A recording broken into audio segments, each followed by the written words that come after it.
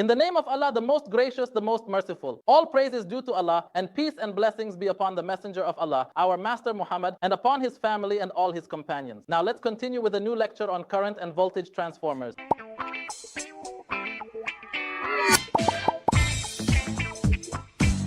To check bus bar insulation, measure red, yellow, yellow, blue, red, red ground, yellow ground, blue ground. Neutral ground are 1 if connected.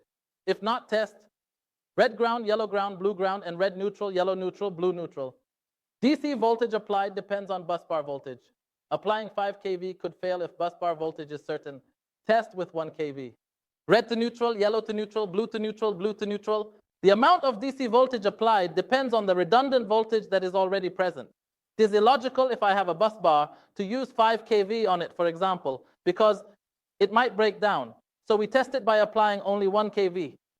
As for testing the insulation inside, we should only apply 500 VDC, and we must not forget to discharge the charges after each test to avoid discharging through us. Well, it discharges between negative devices and charges better. But what does that mean? You must have felt it yourself when you removed your paper car from your head. Well, that's electrostatic discharge. Actually, this could be bad, like when touching electronic parts in practice or even people. Now, if we want to measure the insulation resistance, we have 2 cases. Either it is connected or it is not connected. If it is connected, we perform the test. In addition to, if it is not connected, we do. This could be bad when touching electronic parts. If we want to measure the insulation resistance, we have 2 cases. Either it is connected or it is not connected. If it is connected, we perform the test in addition to. If it is not connected, we do. And red, in addition to. If it is, we do the work. The upper ball, red to ground, yellow to ground, blue to ground, in addition to red, yellow, yellow, blue, blue, red. And the down ball, red, yellow, yellow, blue, blue, red, in addition to red to ground, yellow to ground, blue to ground. Yellow, yellow, blue, blue, red, and down ball. Yellow, yellow, blue, blue, red plus. Red to ground, yellow to ground, blue to.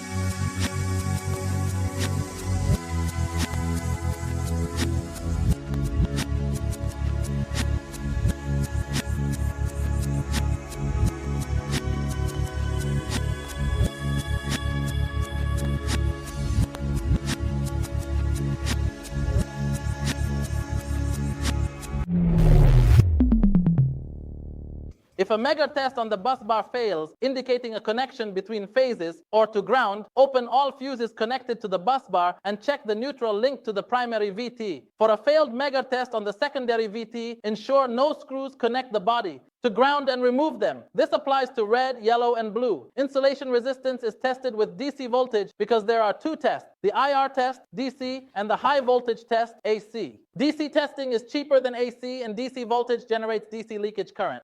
So make sure there are no screws connecting the body to ground on the secondary side and remove them. This applies to red, yellow, and blue. You might ask why we test insulation resistance by applying DC voltage instead of AC voltage, for example. First reason is that there are actually 2 tests.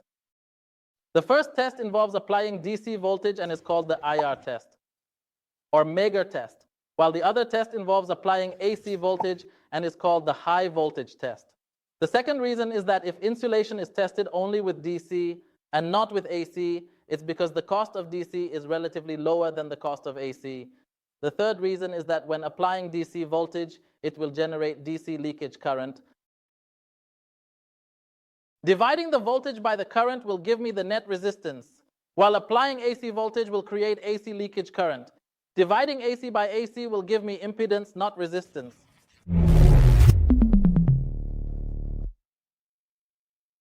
The high voltage test, often referred to as the high potential test, is called the dielectric test.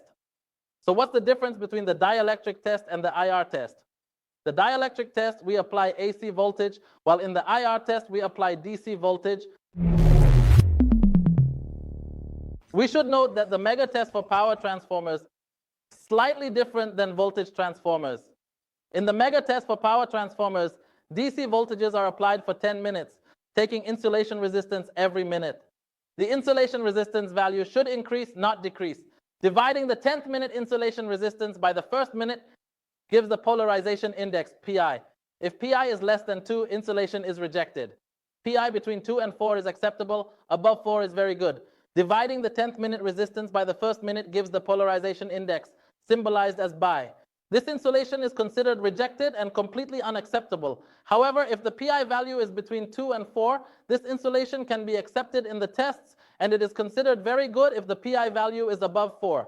First, we will close the PI mode, and we will close the PI mode, and we will close the PI mode, and we will close the PI mode, and we will close the PI mode.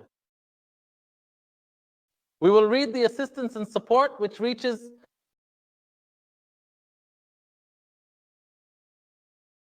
end of assistance, and now the value of the last clicks appears. Hello?